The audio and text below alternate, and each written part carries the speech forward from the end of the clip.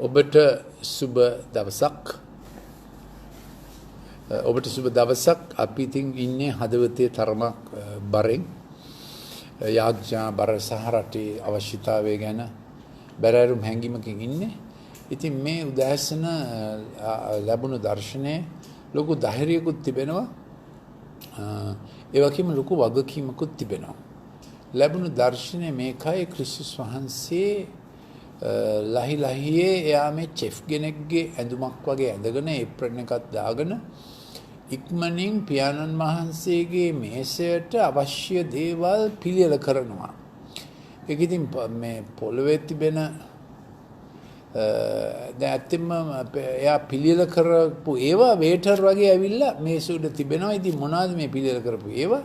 රෝම 12 පියාණන් වහන්සේගේ චරිතාංග එයා මේ බෙදන හැටි. ඒ කියන්නේ ධර්ම වාක්‍යමය ගතිය, ගුරුවරයෙක්ගේ චරිතාංගය, එතකොට උපස්ථායකගේ චරිතාංගය, උපස්ථායකගේ ඉතින් හැම දෙයක්ම ස්ථායි කරන එක්කෙනානේ. ඊළඟට කෝච් කෙනෙක්, ට්‍රේනර් කෙනෙක්, පැරකලයිසිස් කරන අනිත් අය සමග ක්‍රියා කරන අයගේ චරිතාංගය. එතකොට ලීඩර් කෙනෙක්ගේ චරිතාංගය, මුදල් හසුරුවන්නෙකුගේ මුදල් උපැයීමේ දීමනාව, ඉපැයීමේ ආයෝජනය කිරීමේ දීමනාව තියෙන කෙනෙකුගේ චරිතාංගය. එතකොට ඊළඟට කරුණාවේ දයාබරිත චරිතාංග එයා බෙදෙනවා. ඊළඟට එයා බෙදෙනවා එපිස 4 අනුව මේ පියාණන් වහන්සේගේ මේසය. ඉතින් හැම සභාවකටම මේකට ආරාධනා කරලා තිබෙනවා. ඒ වගේම හැම ඇදිහිලිවන්තයෙකුට ස්වාමීන් වහන්සේගේ අදහසක් තිබෙනවානේ මැවීමට ප්‍රථම එපිස 1 3 4 ලෙස අපි සඳහා අපි සඳහා උන්වහන්සේ තබා තිබිලා තිබෙන වැඩ පිළිවෙලට වැඩ කොටසට උන්වහන්සේ අවශ්‍ය දීමනාමේ බෙදෙනවා. එතකොට සභාව එකිනෙකා එක්ක තරඟ කරන්නත් අවශ්‍ය නැහැ. දීලිමන්තය එකිනෙකා එක්ක තරඟ කරන්න අවශ්‍යත් නැහැ. එහෙම තමයි මේ පියාණන් වහන්සේගේ මේසෙන් බෙදනු ලැබූ ලෙස බෙදා හැරිය ලෙසනේ අපි සේවය කරන්නේ. ඒ නිසා මට ලොකු පසුතැවීමක් ඇති වුණා මේ විශේෂයෙන්ම කොළඹ නගරයේ සභාව අතර තිබෙන මේ තරඟය. දීලිමන්තය එක්ක තියෙන තරඟය. තමුන්ගේම දේ සෙල්ෆි ජීවිතය සභාවට කොච්චර පුරුදුලා තියෙනවද කියලා. ඉතින් උන්වහන්සේ බෙදාගෙන ඉන්නේ. ඒ වගේම පළවෙනි කොරින්ති 12 තියෙන සුද්ධාත්ම දීමනාත් උන්වහන්සේ බෙදනවා. එපිස 4 තිබෙන ක්‍රිස්තුස් වහන්සේගේ නිල දීමනාත් උන්වහන්සේ බෙදාගෙන යනවා. ඉතින් සභාවක් පටන් ගන්නකොට අපි දන්නවා ඒ සෛලයක් කරනකොට ඒකේ අඩං එක්කෙනෙක් 12 දෙනෙක් එක්ක තමයි මේ වැඩේ පටන් ගන්නෙ. එහෙමනේ යේසුස් වහන්සේ පටන් ගත්තේ. ඉතින් මම අහන්න කැමතියි ඔබ හැම කෙනාටම 12 දෙනෙකුගේ කණ්ඩායමක් ඉන්නවද? ඒගොල්ලෝ එක්ක මොනවද කරන්නේ ඔබ? ඉතින් බොහෝ දෙනෙක් හිතන්නේ ඉර්ධ රැස්වීම සහ මගේ සේවය. හැබැයි යේසුස් වහන්සේ පටන් ගත්තේ 12 දෙනෙක් එක්ක ඉඳගෙන ඒක කෑව නිදාගත්ත යන හැමතැනම ගියා. එයා 5000කට කන්න දුන්නත් ඒකේ අර්ථකථනය එයා එක්කෝ වැඩසටහනට ඉස්සෙල්ලා අර 12 දෙනාට කියලා දෙනවා. එහෙම නැත්නම් වැඩසටහනට පස්සේ ඒ 12 දෙනාට කියලා දෙනවා. කොහොම හරි උන්වහන්සේගේ ප්‍රසිද්ධ සේවයට උන්වහන්සේ පැයක් ගත්තනම් උන්වහන්සේගේ අප්‍රසිද්ධ අප්‍රකාශ සේවය වූ 12 දෙනා සමග හැදියාවට උන්වහන්සේ පැය 4ක් ගත්තා. 1:4 අනුපාතයෙන්. ඉතින් අපි දන්නවාද බොහෝ දෙනෙක්ට මේ තමුන් නැගිටලා කරන සේවය ගැන මිසක් තව කණ්ඩායමක් සමග වර්ධනය වීම ගැන කිසිම වැටහීමක් නැහැ. මේක ලොකු අඩුපාඩුවක් විතර නෙමෙයි. ඒ නිසා අපි ආත්මාර්ථකාමී පුද්ගලයෝ වෙලා අපේ කැරිස්මයකින් දේවල් කරනවා මිසක් කැරක්ටර් එක හැදෙන්නෙත් නැහැ, කොයිනෝනියා වෙන්නෙත් නැහැ. අපේම ප්‍රතිභාවයෙන් විතරයි අපි වැඩ කරන්නේ. අපේ චරිතයකට හැදෙන්නෙත් නැහැ. අපේ චරිත ලක්ෂණ වලින් තව කෙනෙක් ජනිත කරලත් නැහැ. මේක ඉතින් ලොකු අඩුපාඩුවක් නිසා අපි දේව ස්වභාවයේ දේව ගෘහයේ නොකරන ජනිතය දේශපාලන ලෝකෙන් කොහොමද අපි බලාපොරොත්තු වෙන්නේ නේද? වාදෙනු පරහට තමා සම්මතෙහි පිහිටා සිට. ඉතින් දේශපාලන ලෝකයේත් අපිට පේනවා මේ පක්ෂ කඩා ගන්නවා, තව එකකට යනවා, පණිනවා, ටික කලක් තමුන්ගේම ධෛර්යයෙන් මහ ලොකු බල ප්‍රකාශ වලින් කතා කරනවා. ඉතින් මේවා ස්වභාවෙත් තියෙනවා නේද? ඒක නේද ප්‍රශ්නේ. ඒ නිසා අපි ස්වාමීන් වහන්සේගෙන් බොහොම බැගෑපත් ඉල්ලා සිටුම මේ தત્ත්වය වෙනස් වෙන්න කියලා. ඒකයි දැන් මේ මැතිවරණයට තව පැය 18ක් විතර තමයි තියෙන්නේ. 18කුත් නෑ. ඔව් 18ක් විතර. ඉතින් අපි මේ උදක්ම ඉන්නේ යම් කිසි බැරෑරුම් සිතකින් ක්‍රිස්තුස් වහන්සේ කොච්චර යටහත්ද අපේ යහපත් ඉඳේරා උන්වහන්සේ වේටර් වගේ කෑම බෙදනවා චෙෆ් වගේ හදනවා. ඉතින් කෑම කියන්නේ පියාණන් වහන්සේගේ මේසය. ඒ මේසයේ මොනවද තිබෙන්නේ අර මං කිව්වා වගේ ඒ ක්‍රිස්තුස් එපිස 4 ක්‍රිස්තුස් වහන්සේගේ නිලදීමන අපොස්තුලරයා ප්‍රොපේතරයා පාස්ටර් ටීචර් ඉවැන්ජලිස්ට්. එතකොට රෝම 12 පියාණන් වහන්සේගේ චරිතාංග උපතේ ඉඳලා අපිට දුන්නේ ඒවා අපිට වෘත්තියටත් අදාළ වෙනවා. ඒවා අපිට මේ ආත්මික සේවයටත් අදාළ වෙනවා. ඉතින් මට අද ටිකක් වැඩියෙන් හැඟීමක් තියෙනවා මේ රෝම 12 චරිතාංග ටික කියලා දෙන්න ඕන කියලා. ඊළඟට අපි දන්නවා අර පළවෙනි කොරින්ති 12 තිබෙන සෑම සුද්ධාත්ම දීමනාද උන්වහන්සේ අපිට බෙදලා දෙනවා. එතකොට දැන් එක්කෙනෙක් 12 දෙනෙක් එක්ක වර්ධනය වුණත් යේසුස් වහන්සේ වගේ නිකන් හිතලා බලන්න. එතකොට එතන හිටියා සීමන් පේත්‍රුස්, එයාගේ සහෝදරයා අන්ද්‍රු, යාකොබ් සහ යොහාන්, ෆිලිප් සහ නතානියල්, ඊළඟට තෝමස්, ඊළඟට පාවා දුන්න යූදස්, ඊළඟට තව එක්කෙනෙක් හිටියා යූදස් කියලා, ඊළඟට තව යාකොබ් කෙනෙක් හිටියා, තවත් දෙදෙනෙකුත් හිටියා. ඉතින් ඔය දෙන්නගේ චරිත ලක්ෂණ බලාගෙන යනකොට අපිට පේනවා යොහාන් බොහොම පාස්ටෝරල්නේ ඉන්දියාව වගේ. එයා ගොඩක් එයා අපොස්තලවරයෙක් වුණා. එයා ඉන්දියාවේ ගති මුලින් ඉඳලාම තිබුණා. බොහොම තැම්පා. එයා හැබැයි එයා ගින්දර වගේ තමයි ආවේ මුලින් එහෙමනේ කිව්වේ. ආසෙන් ගිනි බස්සන්නද ඇහුවනේ. එයා ඒගොල්ලන්ට අලුත් නමක් දුන්නානේ ගර්ජනාවේ පුත්‍රයෝ කියලා. එහෙම හිටියා හැබැයි එයා වෙනස් වුණා. ඊළඟට අපිට හිතන්න පුළුවන් එතන ගුරුවරයා වගේම හිටියේ කවුද? සමහර විට නතානියල් වෙන්න පුළුවන්. ඇත්ත පේනවා, ඇත්ත කතා කරනවා. ඒකට ඒගොල්ලෝ වැඩි නම්‍යශීලීත් නැහැ. කොහොමද ඒක හොඳ ගතිය තමයි සත්‍යයට ප්‍රේම කරන්නා වූ නතානියල්. ඒ ගුරුවරයාගේ ගතිය. යොහාන් ලයන් විත් හැංගීමෙන් ඉන්නා වූ එන්නේ රකීමකෝ. එතකොට පේත්‍රුස් තමයි එතන අපොස්තලවරු වගේ ඉදිරියට යන ගතිය.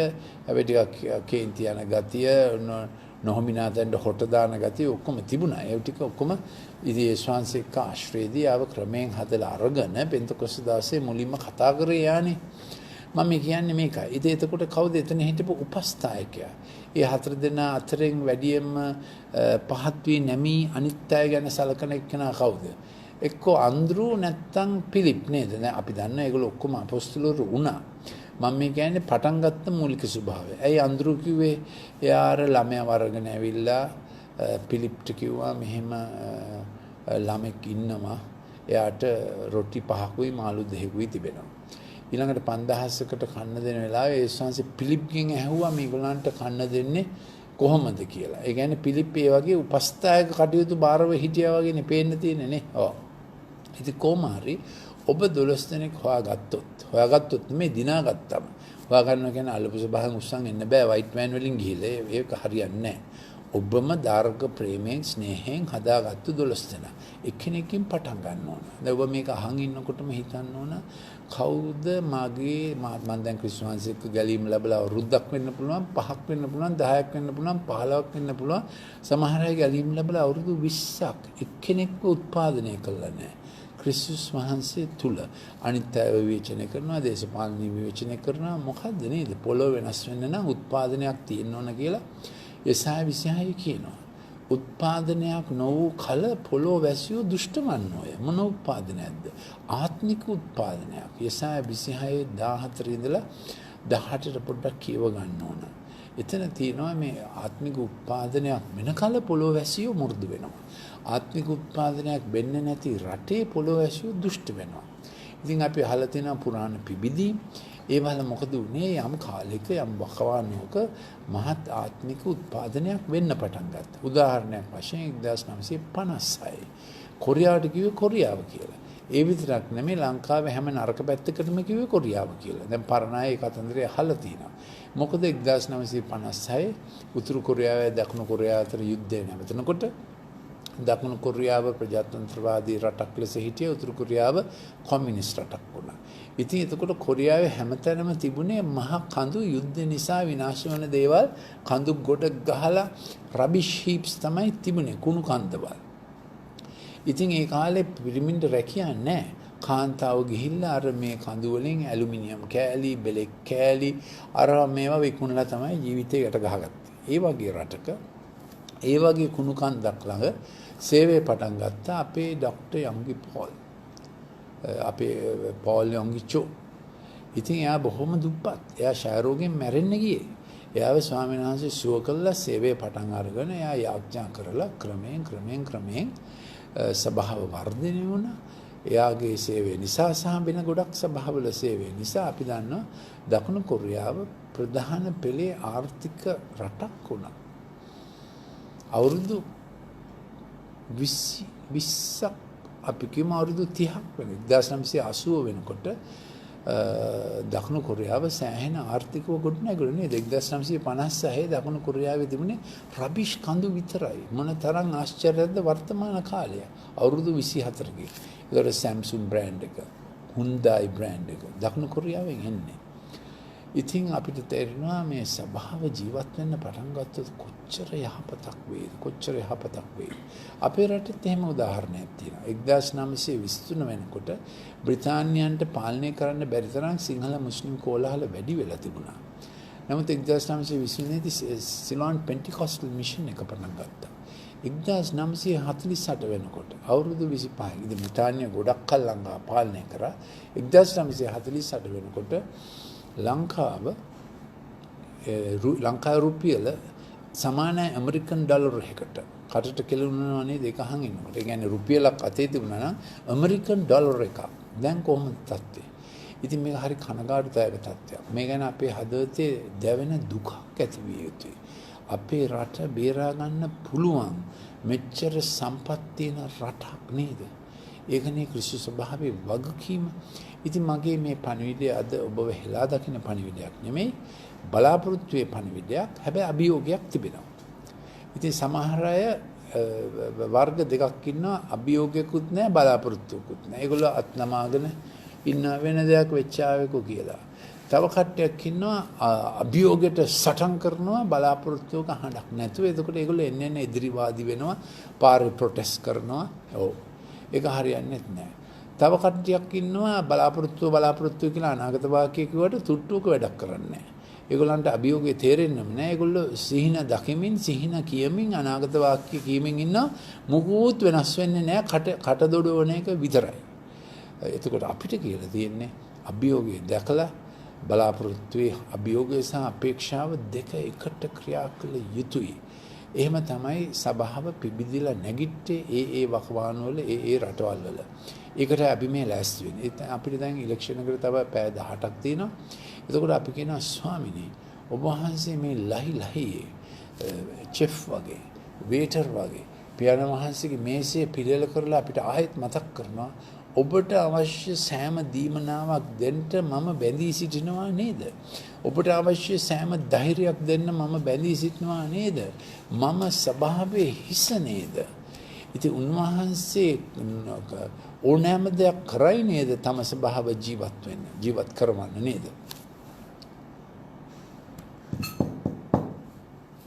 තම සභාව ජීවත් කරවන්න උන්වහන්සේ ඕනෑම දෙයක් කරයි නේද? ඒ නිසා අපි ස්වාමීන් වහන්සේගේ උදක්ම බලාපොරොත්තු වෙමු. ඉතින් මේ දර්ශනය මම දැක්කේ අර උන්වහන්සේ සභාව ජීවත් කරන්න පටන් ගන්නවා. උන්වහන්සේ බොහොම ලහිලයේ බෙදෙනවා. එතකොට එක එක්කෙනාගේ තරංගකාරීකම් විශේෂයෙන්ම කොළඹ සභාවන් අතර තියෙන තරංගකාරීකම් ස්ටේජ් එක ලස්සන කරනවා, LED ලයිට් වැඩි කරනවා, සවුන්ඩ් එක වැඩි කරනවා, අනිත් සභාවේ මේ සභාවට පන්නා ගන්නවා. මේ වගේ පහත් ක්‍රියා අපි නවත්තලා ඇත්තෙන්ම අපේ ජනතාවගේ දුක දැකලා නේද? ඒ කියන්නේ කුඩු වලට මත් වුණු අය ආර්ථිකයේ අමාරු වෙලා ප්‍රචණ්ඩකම් වැඩි වෙනවා. ඉතින් ඒ කඳු දුෂ්ටකමේ අයුතුකමේ මර්මස්ථාන වුණාම මම මේක ඊයේත් කරා.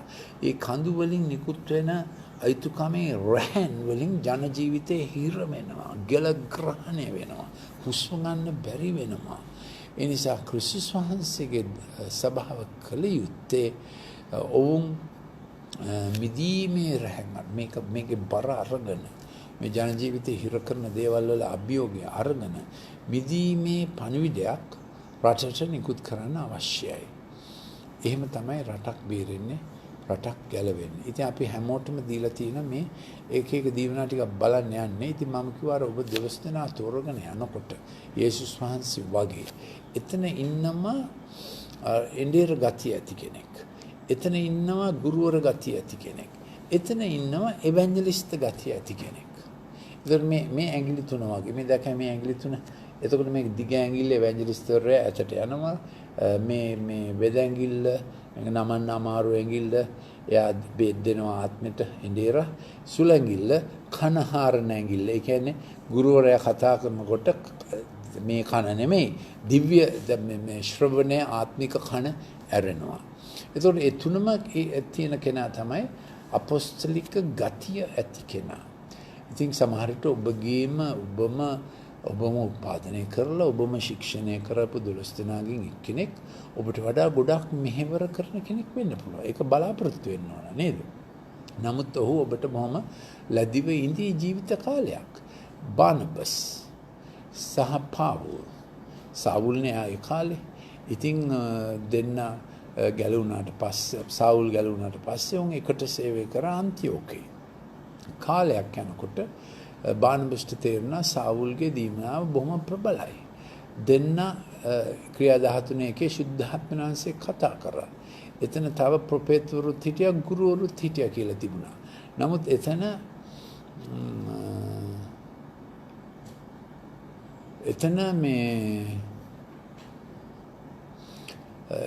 ගුරුවරු හිටියා ප්‍රොෆෙසර් හිටියා.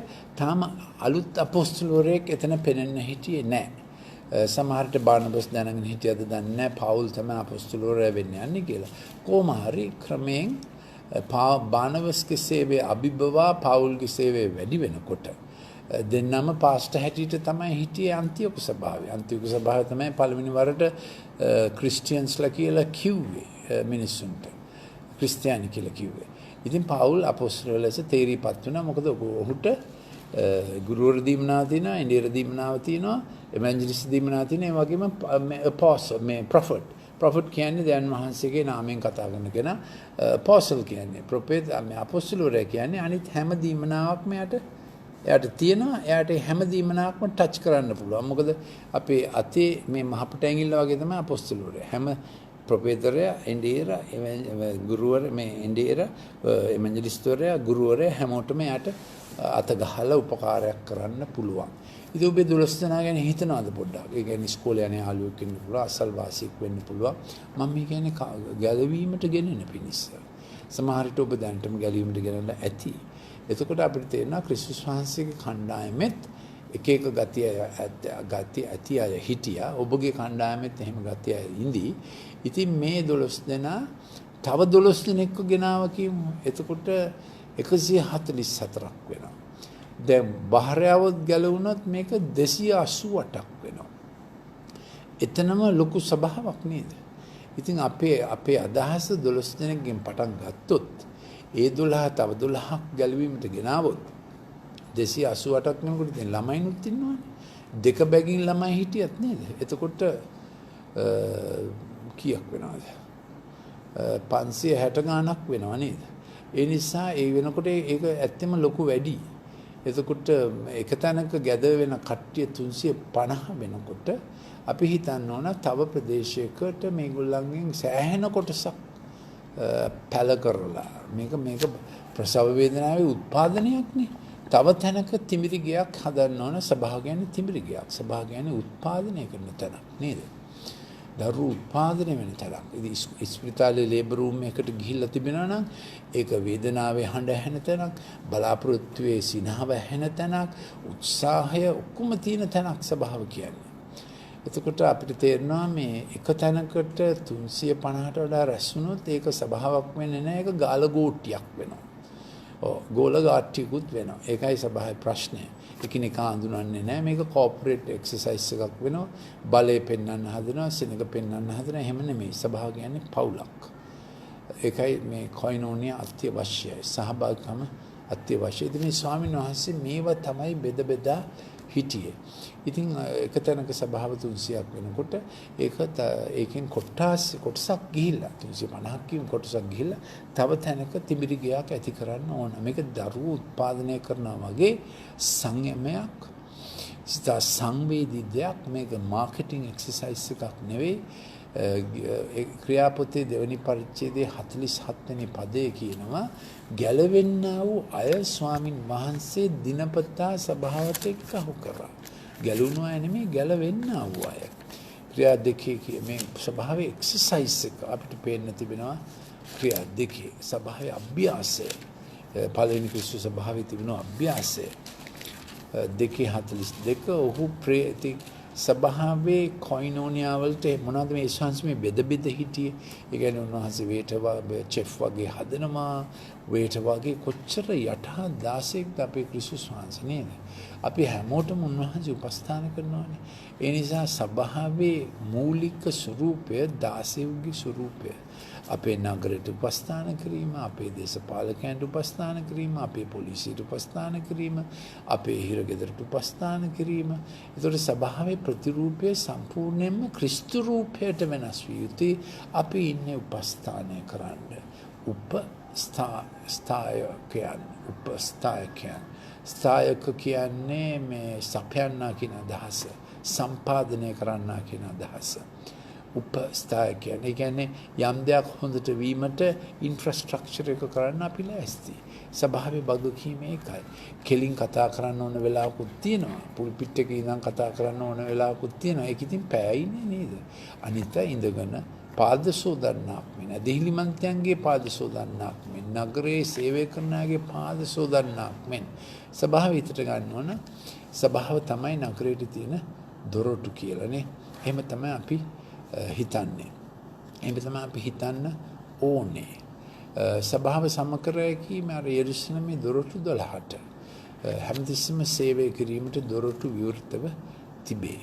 එතකොට ක්‍රියාපොතේ 2 කියන්නේ මේ දේශවංශි මොනවාද බෙදන්නේ? ප්‍රේරිතයන්ගේ ඉගැන්වීම, සහභාගීකම, රොටි කැඩීම කියන්නේ අර අපේ ක්‍රිස්තුස් වහන්සේගේ ශරීරයේ පංගුකාරකම, ක්‍රිස්තුස් වහන්සේගේ කුසලානේ පංගුකාරකම. ශරීරයේ පංගුකාරකම කියන්නේ මරණයට තැන්පත් වීම, කුසලානේ පංගුකාරක කියන්නේ මරණෝත්ථානයේ ජීවනයට නැගිටීම. ඒක රෝම හමුදාව කරපු වැඩක්. ජයග්‍රහණයක් ජයග්‍රහණයකින් පස්සේ ආම ඒගොල්ලෝ සෞදිය පුරවනවා. ඒකයි ඒකේ අදහස. උන්වහන්සේ මරණ ඉස්සෙල්ලාම ඒක කරා ජයග්‍රහණයේ නියත බව දන්නා නිසා. මරණයෙන් උත්ථානය වීම. මේක අලුත් කිවිසුමේ අලුත් වයින් පිළිබඳ අනාගත වාක්‍යයක් එක තමයි උන්වහන්සේ මැරුණේ. ඒක අමාරු මොහොතක්. උන්වහන්සේ සේවය පටන් ගත්තෙත් වතුර වයින් කරලා උන්වහන්සේ අවසානයේට කරෙත් වයින් කෝප්පයක් බෙදලා දුන්නා ඔක්කොටම මේ ජීවනයට ඇතුළු වෙමු මරණය තුලින්. ඒක නිසා අපි ක්‍රිස්තුස් වහන්සේගේ සේවයේ හැමෝම ඉස්සෙල්ලා මැරිලා ඉපදුණු අය. අපේ ජීවිතේට අපි මැරුණා. ක්‍රිස්තුස් වහන්සේගේ ජීවනයෙන් අපි ඉපදුණා. ක්‍රිස්තුස් වහන්සේගේ සේවය පටන් ගන්නකොටත් යොහන් 2 වතුර වයින් වෙලා පටන් ගත්තේ. උන්වහන්සේ මැරෙන දවසට ඉස්සෙල්ලා රැත් උන්වහන්සේ සංකේතය දීලා තමයි මැරුණේ. ඉතින් ක්‍රියා 2:42 ප්‍රේරිතයන්ගේ ඉගැන්වීම, සහභාගීකම, රොටි කැඩීම යාඥාවල ස්ථීර ලෙස පැවතුනාහ. ඉතින් සුද්ධාත්මයන්සේ ලියන පළවෙනි 4 ඒකයි. එහි ප්‍රතිඵලය මොකද්ද? එවිට සියලු දෙනා කෙරෙහි බය පැමුණේ. ඉතින් මේක අපේ නගරෙත් විය හැකිනේ. අපේ ගමෙත් විය හැකිනේ. මෙහෙම ක්‍රිස්තු සභාවක් තියෙනකොට සියලු දෙනා කෙරෙහි බය පැමුණේ. දේව බය. ඉතින් ඒ කාලේ දේශපාලනඥයෝ අද කාලයට වඩා හොඳද? නෑනේ. ඒ කාලේ රෝමාණ්ඩුවක් තිබුණා. ඒ කාලේ මේ යුදෙව් පූජකයන්ගේ බලහත්කාරයක් තිබුණා. ඒ නමුත් ඒ ක්‍රිස්තු සභාවේ ජීවනය වර්ධනය උත්සාහය අභියෝගය අපේක්ෂාව දැනිලා දේව බයක් දැනහන්සේ උන් මැත්තේ ඉන්නවා කියලා උන්ට දැනෙන්න පටන් ගත්තා. දැන් මේ ඔක්කොම උනේ මේන් කොටසක් උනේ අර උඩුමහල් කාමරේ. ඒ වෙනකොට ජෙරුසලම් නගරයේම තැන් වල ගෙවල් වලට ඇදහිල්ල පැතුරුණා කියලා තිබෙනවා. මොකද එතන තියෙනවනේ ඔහු දේවමාලිගාවෙත් හිටියා, ගෙදරදී රොටි කඩමින් ප්‍රීතියෙන් හිටියා කියලා. ඒ කියන්නේ යෙරුසලේමයේම යම් කට්ටියක් ඒ වෙනකොට ගැලවිලා හිටියා. මොකද පෙන්තකොස්ත දවසේ 3000ක් ගැලවුණානේ. ඒ 3000න් සෑහෙන ප්‍රමාණයක් පෙන්තකොස්ත දවසේ යෙරුසලමට පිටින් ආපු අය බොහෝ හිටියා. වෙන වෙන දේශවලින් ආපු අය හිටියා. නමුත් යෙරුසලේමේම අයත් හිටියා. ඉතින් ඒ වෙලේම ගෙවල් වලට ඇදහිල්ල පැතිරිලා ගියා. සිළු දෙනා කෙරේ බය පැමිණුනේ. අද කෝ ඒක? අපි බැන්නනේ හරියට දේශපාලනය හරියට හොඳ නැහැ කියලා. අපි පොලිසියට බැන්නා. අපි දැන් මේ දවස්වල ඔක්කොම අර මීගමු හිරගෙදර ජවනිකා බලන් හිටියා. අරවා කිව්වා, මේවා කිව්වා, ලොකු කතන්දර කිව්වනේ පුටු උඩින්දගෙන. ඉමකොන්ද මේක වෙන්නේ නැත්තේ. එවිට සියලු දෙනා කරේ බය පැමිණෙන්නේ. මේකට තියෙන බාධා මොකද්ද? කවුරු රට පාලනය කරත් ක්‍රිස්තුස් වහන්සේගේ සෙනඟ තම ජීවිතයේ ජීවත් වෙන කල්ලි සාමූහික ජීවිතය, ක්‍රිස්තුස් වහන්සේගේ ගුණ ඇති ජීවිතයේ ජීවත් වෙන කල්ලි සියලු දෙනා කරේ බය පැමිණෙනවා. මම හිතන්නේ බේබද්දු අය ඉන්න ඕන. අනේ මට සමා වෙන්න. මට දැනුණ දේව බය මේ ගේට්ටු ළඟින් යනකොට. අපි මේක ඉල්ලා සිටිමු නේද? මෙහෙම වෙන්න කියලා. මෙහෙම වෙන්න කියලා. ඔව්. මම මේ හිස් ප්‍රලාප කියනවා නෙමෙයි. අපේ කඳුරු භූමියේ තියෙන්නේ ජාල එක්තරා තැනක හුඟක් නරක තැනක. නරකව තිබුණු තැනක. එතන ඉඳන් තමයි මම මේ කතා කරන්නේ. අපි මුලින් මෙහෙනකොට පොලිස් ජීප් එක එනවා සතියකට 3-4 පාරක්. මිනි මරණෝ කියලා කෑ ගහනවා. දෙවියන් වහන්සේට ප්‍රශංසා වේවා. අපි ආඥාව සොයන්න පටන් ගත්තට පස්සේ ප්‍රදේශයේ සංසුන් වුණා. වෙන සභාවල සේවය කරන්න පටන් ගත්තා. ප්‍රදේශයේ සංසුන් වුණා. ගමට විදුලිය ආවා. ගමට පාර ආවා. ගමට ටෙලිෆෝන් ආවා. ඉතින් දෙවියන් වහන්සේට ඒක කරන්න පුළුවන්. ඉතින් අපි මේක විශ්වාස කරමු. හැබැයි දැන් කාලේ ප්‍රචණ්ඩත්වයේ පාරේ පැතිරෙන ගතියක් තියෙනවා. ක්‍රිස්තු භව අභියෝගය දැනගෙන අභියෝගය පිළි අරගෙන අපේක්ෂාවෙන් නැගිටින්න අවශ්‍යයි. මොනවාද ක්‍රිස්තු ස්වභාවයේ සහ හැම ක්‍රිස්තු භක්තිකයටම දැනෙන්න ඕන දෙක? අභියෝගය, අපේක්ෂාව. අභියෝගය කියන්නේ අපේ තියෙන ප්‍රශ්නේ අපි පිළිගන්නවා. අපේ ප්‍රශ්නයක් මේක. අපි විසඳන්න ඕන. පාර්ලිමේන්තුවට බැනලා හරියන්නේ නැහැ. මේක අපිට අයිති වගකීමක්. දාමරිකයා ක්‍රිස්තු වහන්සේ දැනගෙන සමාදානය කිරීම අපේ වගකීම. සමාදානය කරන්න ආශිර්වාද ලද්දේ ඔහු දැන් වහන්සේගේ දරුවන් කරයි කියනු ලබන්නේ. අපි මේ සමාදානය කිරීම අපි වෙන අයට පවරලා ඒක අපේ කාර්යය නෙවෙයි වගේ අපි මේ විවේචනය කරනවා. අපි නිකන් මේ විභාග පරීක්ෂකවරු වගේ. අපි විභාග පරීක්ෂකවරු නෙමෙයි. අපි කුරුසියේ මරණයෙන් උත්ථානයෙන් පොළොව වෙනස් කරන අය. අපි මේකට අපි ගිවිසුම් දෙමු. මොකද අපිට පැය 18ක් තියෙනවා. මේ මැතිවරණට ඉස්සෙල්ලා අපි කියමු ස්වාමීන් අපි අභියෝගය පිළිගන්නවා. ඒකේ අපේක්ෂාවට අපිට ලොකු ශක්තියක් ඔබ වහන්සේ දෙනසේක. ඉතින් බය පැමුණා බොහෝ පුදුමද හාස්කම්ද ප්‍රේරිතයන් කරනකොටගෙන කරන ලද්දේ. ස්වාමීන් වහන්සේ කරේ බයවීම රෙවරන්ස් දෙවියන් වහන්සේ වැඩවැසීමට ආරාධනයක්. දෙවියන් වහන්සේ එන්නේ LED ලයිට් නිසා නෙමෙයි. දෙවියන් වහන්සේ එන්නේ ලස්සන ස්ටේජ් එක නිසා නෙමෙයි. දෙවියන් වහන්සේ එන්නේ මගේ වාග් චතුරත්වය නිසා නෙමෙයි. දෙවියන් වහන්සේ එන්නේ උන්වහන්සේ කරේ බයවීම දැනීම උන්වහන්සේට ආරාධනාවක්. උන්වහන්සේ එන කල පුදුමහාස්කම් වෙනවාමයි. අදහගත් සියල්ලෝ එක්ව සිට සියලු දේ පොදුවේ තබාගත්තු. ඒ කියන්නේ අපේ දෙයක් අපේ කියලා කියන්නේ නැහැ. අපි බෙදා ගන්න. ඒ කියන්නේ ස්වාමීන් වහන්සේගේ ආඥාවේ අර්ථය ස්වර්ගයේ වැඩ වසන අපගේ පියාණන් ඔබගේ නාමයට ගෞරව වේවා. ඔබගේ රාජ්‍ය වේවා. ඔබගේ කැමැත්ත ස්වර්ගයෙන් භූමියද කරනු ලැබේවා. මාගේ දවස්පතා භෝජනේ මට ඕනෑමට වඩා දුන මැනව. එහෙම කිව්වේ නැහැ. අපගේ දවස්පතා භෝජනේ. ඉතින් ඒක තැනක 300 දෙනෙක් රැස් වෙනවා නම් ඔබේ වගකීම රැස් වෙන හැමෝටම අඩු ගානේ දවසට එක වේලක් තිබීම. ජෝන් වෙස්ලි කිව්වා මම කොහොමද වේල් දෙකක් කන්නේ මගේ සහෝදරයා එක වේලක් කන්නේ නැතුව. එහෙමයි පළවෙනි මෙතෝස්ත සභාව එච්චර සමාජ ධර්මිෂ්ඨකම ඇති සභාවක් ලෙස ජෝන් වෙස්ලි අපොස්තුලවරයා ඒක ගොඩ නැගුවේ. එක්ව සිට තබාගත්ත ඌමනාව තිබුණු හැටියට සියල්ලන්ට බෙදා දුන්නා. දැන් මේක අත්‍යවශ්‍යයි නේද? අපේ සහෝදරයගේ ළමයා ඉගෙන ගන්නවද? එයාට ඉගෙන ගන්න සල්ලි තියනවද? ඒ ළමයා වෛද්‍යවරයෙක් වෙයිද? අපේ දරුවට වෛද්‍යවරයෙක් වෙන්න බෑ.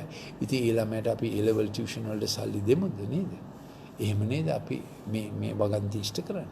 එතකොට පොළොව වෙනස් වෙන පරිරූපණය කරන ලුණු වෙන ආලෝකය වෙන ඒකකයක් දෙයන් වහන්සේගේ නාමයෙන් ඒ ගමේ තිබෙනවා.